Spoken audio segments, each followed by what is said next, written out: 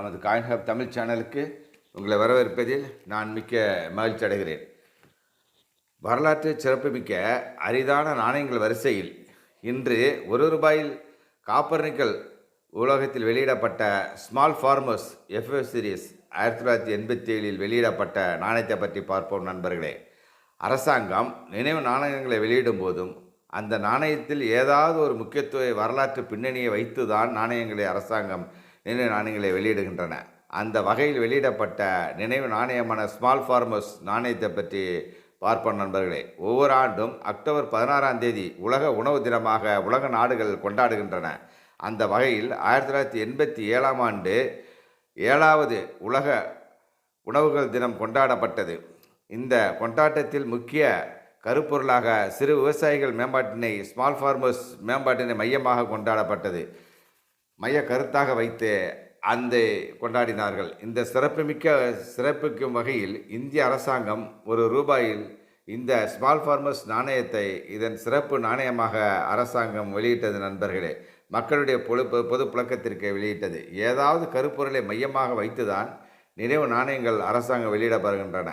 நாணயங்கள் வெளியிடும் போது அதை நாணயமாக பார்க்காமல் இதன் சிறப்பு அம்சத்தை புரிந்து கொண்டால் மிகவும் பயனுள்ளதாக இருக்கும் நண்பர்களே.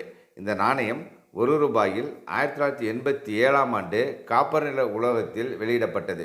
இதன் எடை என்று பார்த்தால் 6 கிராம். இதன் சைஸ் 26 mm. இதன் வடிவம் வட்ட வடிவத்தில் பாதுகாப்பு விளிம்பு கொண்டது. இந்த நாணயம் 3 நாணய சாலைகளில் வெளியிடப்பட்டது. பம்பாய், கல்கட்டா, ஹைதராபாத். இதில் பம்பாயிலும் ஹைதராபாத்திலும் அச்சடிக்கப்பட்ட நாணயம் என்று பார்த்தால் இதனுடைய வேல்யூஸ் கேட்டகரி என்ன என்று பார்த்தால் ஸ்கேர் கேட்டகரி உள்ளது நண்பர்களே. ஸ்கேர் கேட்டகரி நாணயமாக உள்ளதால் இதன் வேல்யூ மதிப்பும் என்று பார்த்தால் ₹30 300 வரை உள்ளது நண்பர்களே. இதுவே கல்கத்தா நாணயச்சாலையில் அச்சடிக்கப்பட்ட நாணயமாக இருந்தால் எந்த குறியீடும் இருக்காது. இந்த நாணயம் ரேர் நாணயமாக, அதாவது அரிதான நாணயமாக உள்ளது நண்பர்களே. எனவே இதன் மதிப்பு என்று பார்த்தால் ஃபைன் கண்டிஷனை தற்பொழுது ₹50 யுஎன்சியாக அன்சர்க்குலேட்டட் காயின் யுஎன்சியாக இருந்தால் ₹1000 வரை உள்ளது நண்பர்களே. இந்த நாணயம் சேமிக்க வேண்டிய முக்கிய நாணயங்களில் இதுவும் ஒரு நாணயமாகும்.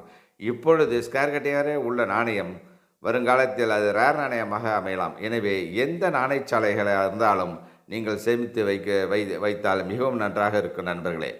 நாணயங்களின் வரலாற்று பின்னணிகளை பற்றியும் தெரிந்து கொள்ள நமது காயின் ஹப் தமிழ் சேனலை சப்ஸ்கிரைப், லைக், ஷேர் செய்யும் நண்பர்களே.